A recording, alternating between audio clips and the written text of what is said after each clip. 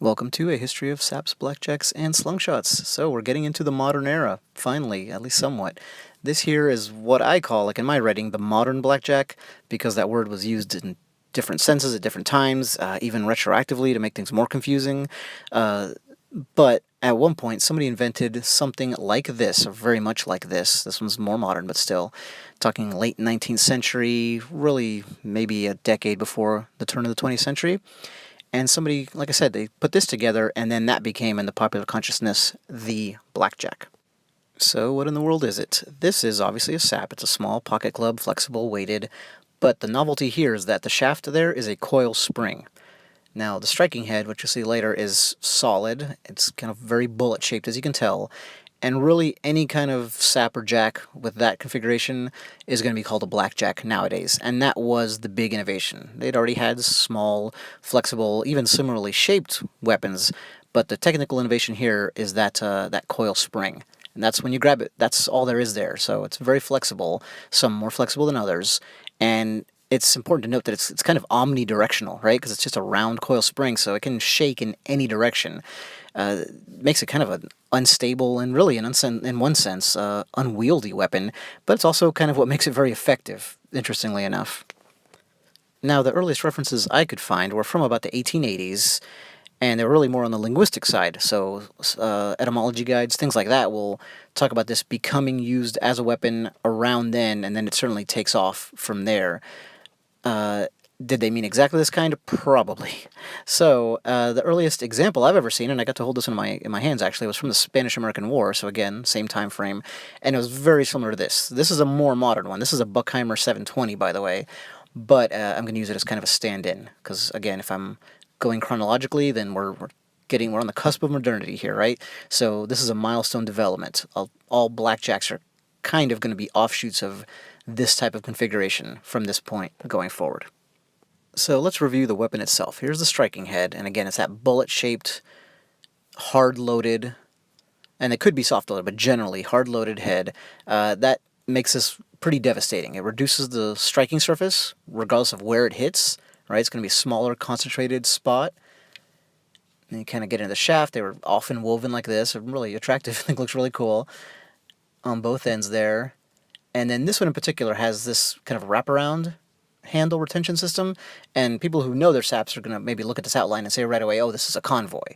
So probably the most famous modern blackjack is the Buckheimer Convoy. Again, this one, the particular model is a 720, and a nice thick leather strap there, you can see that.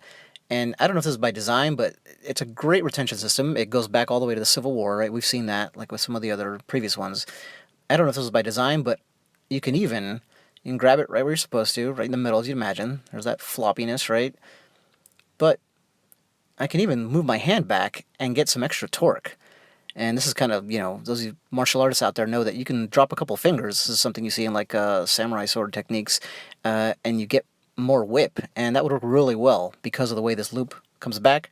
I don't think that was by design, but you could get some extra power that way. And this one, by the way, is bent, probably because it got knocked against something pretty hard. You notice how the striking head kind of angles away, basically, right? Up. So that wasn't by design, and that would show that it probably bent that way because it came crashing down on something. The knuckles would generally go inside of that retention system there, so you could tell that the general strike is going to be like with this, what I'm showing right now, coming straight down. So there's the Buckheimer stamp, the infamous Buckheimer stamp. I should probably put it the right way, shouldn't I? I love when the maker's marks are still nice and clear. And there's the 720. I think you can see that. So this one's in great shape.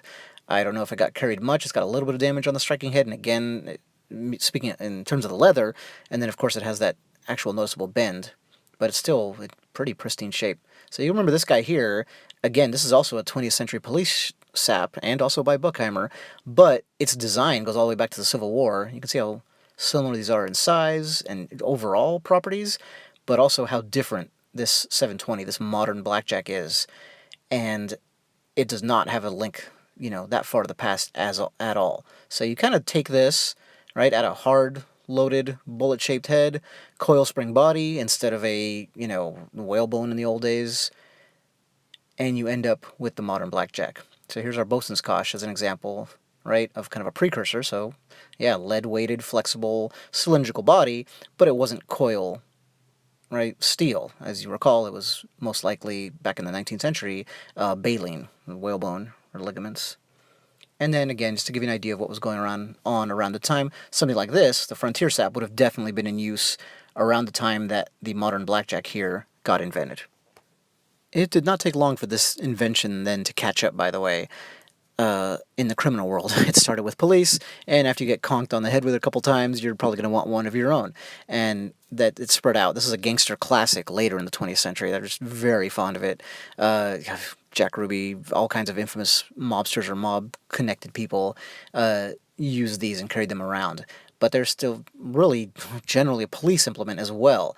So again, we've talked about that before. That's one of the things that makes these so strange. I mean, other than guns, I can't think of a weapon that shares that characteristic.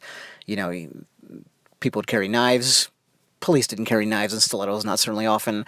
Brass knuckles, that kind of thing. They would once in a while, but this is totally different. This is absolutely ubiquitous on both sides of the law. And it's interesting that this was kind of a police classic once it was invented and used by them, too. It makes more sense as a criminal implement because it can tend to leave a bloody mess. That reduced striking surface and the bullet-shaped head, it really opens up cuts. It got a lot of confirmation on this in old war stories from police and criminals. There's no doubt about that.